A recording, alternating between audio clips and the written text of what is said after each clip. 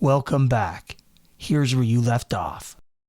Spoilers ahead for chapters 34 through 43 of Expeditionary Force Book 19, Ground State by Craig Alanson. Really? Interesting. That's all I can say.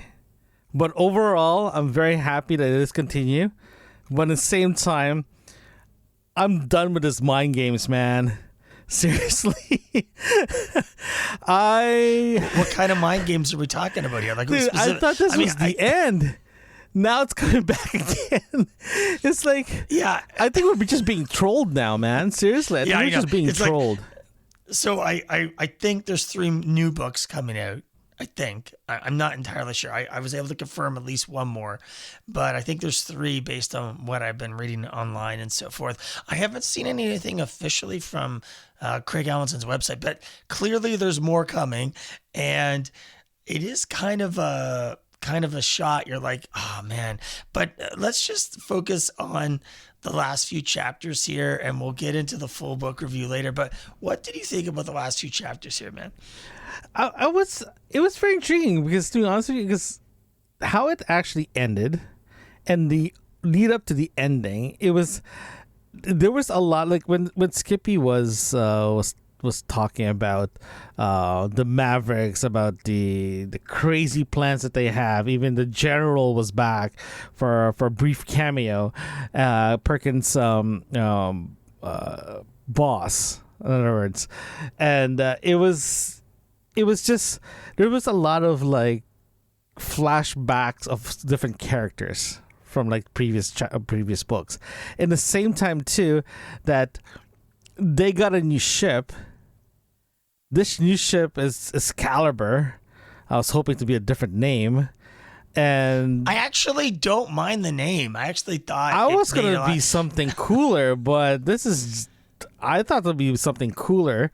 Like, something else, What, you want him to call it the Enterprise? Like what? I don't know. It's something really like silly. That would be amazing. But they call it Excalibur. I feel like,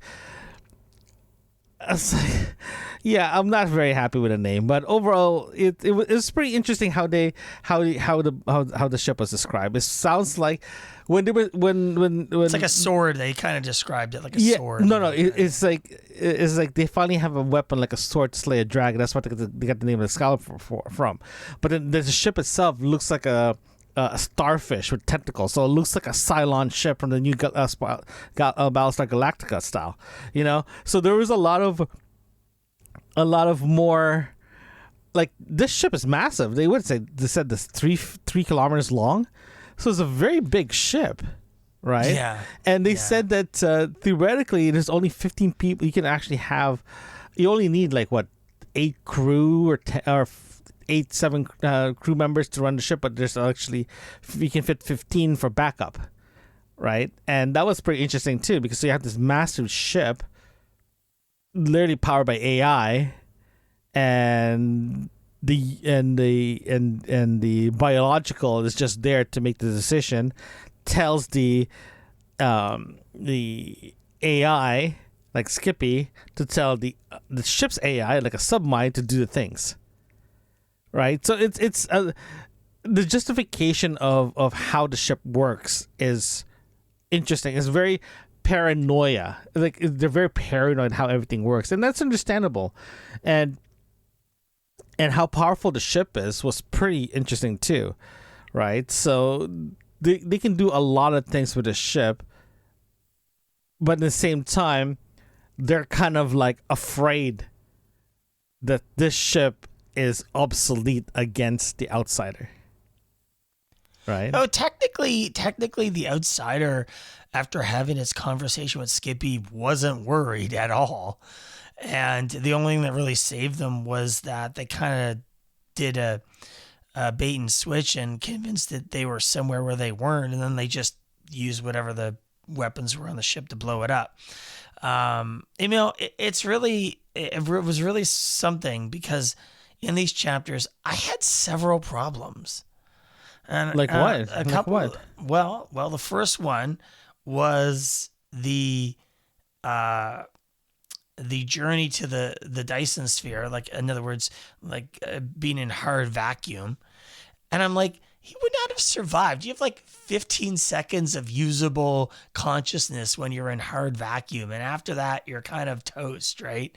I mean, you don't die like you have like 60 seconds. We're reading a sci-fi book. Look. I mean, and I know. You know what? I was even going to be fair about it because Skippy said that inside the shell they have argon or whatever that is not a vacuum. So that's fine. So it takes like 12 seconds to get across. Argon is an inert gas.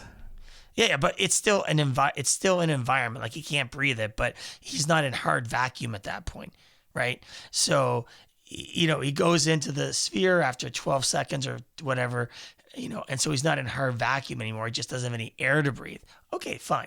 Then Skippy says, I took a bot and sent you back to the ship. Well, you're in hard vacuum again for another 15 seconds. Like, I don't know, man.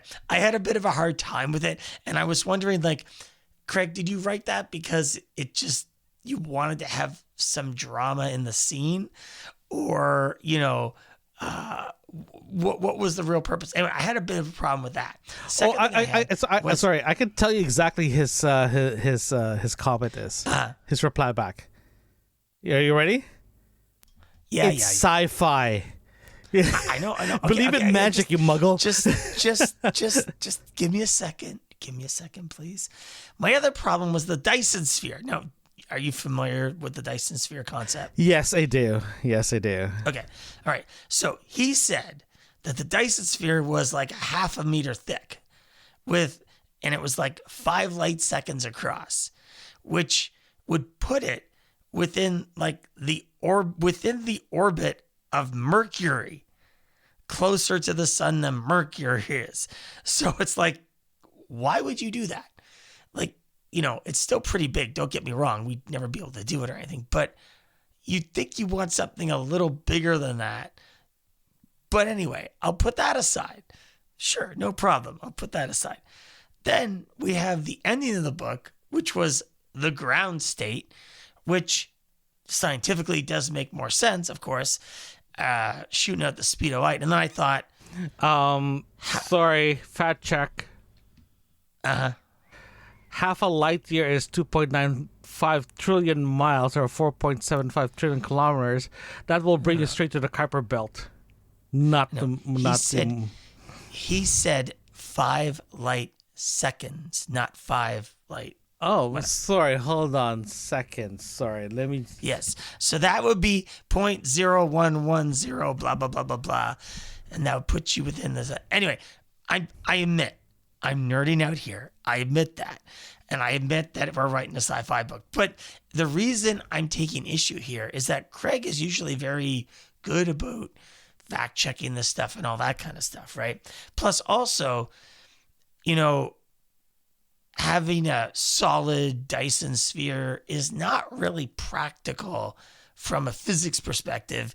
And he does mention it, that like has station keeping rockets or whatever, so forth. But it was just funny how in the last few chapters, every chapter I'm like, what is he doing here? Like, I'm just having a problem. And then we got to the ending with the ground state thing, right? Which goes out at light speed, which is fine. I don't have a problem with that. In fact, it makes complete scientific sense. No problem. The outsider wants to put a middle finger up to Joe and Skippy and say, there you go. Here's my question. Why didn't it do that in the very beginning? Like 10,000 years ago. Or whenever it came. Oh my God. Are we really going to go that route? Okay, fine. Okay. If you want to go that route, let's go that route. Let's go that route. I just had these problems in the last few chapters. Like, you have a valid concerns, okay? And I'm letting you know right now, his reply back is, get a life, you nerd. It's a sci-fi. He's taking creative licensing. I have no problems with it. Okay. The hard vacuum thing, theoretically you can survive. Your blood will boil a bit, but if you end up going to a non-vacuum state that's still inert gas, theoretically you're not. You're right. You're not in a vacuum, so you're fine. Okay. If you, okay, you're fine. I let go of that one. I mentioned it and I let go of it. Hell, I even let go of the Dyson sphere, really. Okay, I mean, Dyson sphere. Let's go with the Dyson sphere. I did check. You're right. It brings you straight to the Mars area. Okay, it is what it is. It's a blue dwarf, right? He said it's a blue dwarf. But either way, well, how thick is the Dyson sphere? Half a meter. Half a meter. Half a meter. Yeah. Half a meter. You know they're in a vacuum, right? No, that wasn't my point, buddy. But anyway, no. I'm just saying, the Dyson sphere is in a vacuum, right? There's no pressure. Oh yeah, no, I'm with you on that. No, I understand that. Yeah. The thing about it is that you consider the diameter of the star, which is not as large as our star, right? Yes, that's correct. And then, yeah. And I mean, it won't be burning as hot as our star because it's a blue dwarf. You said there, right? I think it's a blue dwarf. Yeah. I don't think. I'm not. One of the stars. Yeah, a blue dwarf. I don't think burns as hot as a red giant. Maybe I can't remember. Anyway, we're getting really nerdy here. Really, really nerdy. But I read it and I was like, oh man, like, there's like one facility for a Dyson sphere, and your purpose for building the Dyson sphere is to basically hide the base and have unlimited energy, basically is the rationale. And there's like 5 of them in the galaxy, which, by the way, building that would have taken a hell of a long time. They had time. Remember, we're talking about thousands of years here. We're not talking about last week. So it's fine. Like the justification of the Dyson sphere, I'm fine with it because it makes a good story, right? And them going into the station makes a lot of sense. And to be honest with you, I looked back the Star Trek's version of the Dyson sphere, and it's pretty darn close. So kudos to a little creative copying from Star Trek. That's cool. That's awesome. No issues there. Okay. I was a little disappointed that there's no tractor beam pulling them in, but it is what it is, right? Yeah. What else do you have an issue with this? What else do you have issues with? I've said my piece, but I did want to go back to the interesting thing about Nagatha having the information that Skippy didn't. Then that's how we found out about all these weapons. And his explanation actually made sense why they haven't tried this before. As much as I've been complaining for like the last, 7 minutes about Craig's writing, I was nitpicking, but Craig's writing, I'm usually a big fan of, and how he dealt with that issue was really, really cool. Where Skippy's like, I received the signal, but I didn't give it to Nagatha because what's the point, right? Why would I give it to her? Because she doesn't have the codes or whatever. And that was a pretty cool way that they found out this information. It sucks they didn't give it a long time ago, but it makes sense why Skippy didn't pass on that signal. Did you like that part of the chapters? I do. It makes a very good story though, because okay, let's go back. Let's just talk about Skippy for now. Skippy rearranged his matrix so many times, and he already said there's areas in this matrix that he can't access to, and he totally forgot about it. It's like he filed something, he lost the keys in the filing cabinet, it's all good, right? And when that question came out about Nagatha, and Nagatha was like, oh yeah, I have the same thing too. But when they start comparing things, but both him and Nagatha start comparing the quiet part or the sealed area of their matrix, they kind of realize, oh, there is something wrong here. And next thing you know, it's like, what happened if there's a key for you to open it? It's like a code. And that's when you start saying that, hey, what happened if you send the same code to Nagatha? Because when you send it, no one was around. Makes sense. Nagata's around now. Can you send him the same code? As soon as that happened, that's when you're like, oh my gosh, they just opened a can of worms here. That's like, it's so much information that they're trying to sort this out. I think the rationality why they never tried it makes a lot of sense, because they never need to. Right? Yeah, that's part of the thing I really enjoyed about it. I really did enjoy that aspect, because I was thinking, what's going to be his explanation? Because a lot of times you would think that would just be a very foolish statement to make, but it made a lot of sense. And I was like, kudos to Craig for writing it that way. That made a lot of sense, because it's in a way he's tracking his writing as he goes along. And sure, I've been bitching a lot this episode, but I'm bitching about small things. And maybe Craig was like, whatever, let the nerds nerd, like, yeah, you nerd this one up, man. Seriously, maybe Bing failed him this time around. I don't know.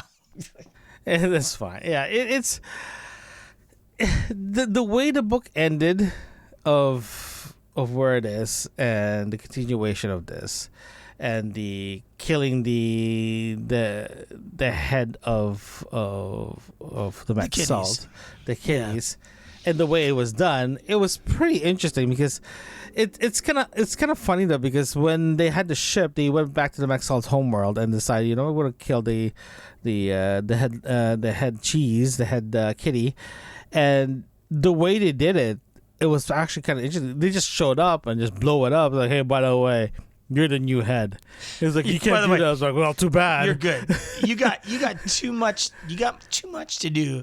You can't complain to me that I just made you the supreme ruler. So stop complaining. Just well, here's the thing, though. It's like, this is part I kind of like. I don't want to say get annoyed, but I kind of like. Granted, no one likes the kitties. Joe doesn't like the kitties, and he doesn't like the Mac Salt being considered himself as the big savior of the universe, and they don't want to be they don't want to share the universe with them. It's fine.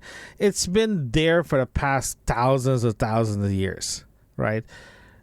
Joe made a plan to work with them, right? They identified that the Admiral Akbar is like the best person to talk to, because he's very, very smart, but he doesn't want to show he's smart because he wants to keep his job and his head. Makes a lot of sense, right? So now we're looking at Joe literally insulting the guys, like, I don't like you because you are evil people. It's like, then if I'm the head, if I'm the Admiral, it's like, why are you talking to me then? If you don't like us, why don't you just blow us up? Right, so there was a lot of like he's really hateful to these kiddies, and he's the one who's helping them, right? And the Admiral actually had a good plan to overthrow the head kitty. It's the Dictat. The Dictat. Thank you. I couldn't remember the name. The Dictat. So. The question that you have to I ask myself is, if Joe and Skippy never got involved with the Dictat's coup, would it still go on, and is it going to be better? He answered that. No, Skippy had said that he answered that question, and the likelihood of him succeeding without them was very low.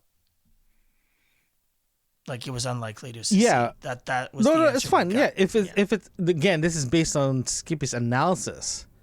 Remember, they're looking at the numbers, right? So I'm just saying, if they didn't do anything, if it succeed, it's like Indiana Jones. Is